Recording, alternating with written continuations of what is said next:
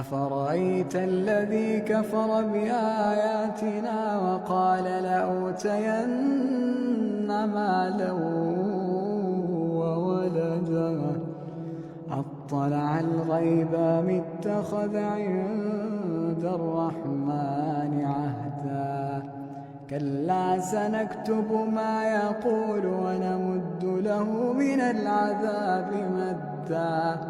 ونرثه ما يقول ويأتينا فردا واتخذوا من دون الله آلهة ليكونوا لهم عزا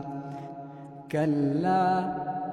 سيكفرون بعبادتهم ويكونون عليهم ضدا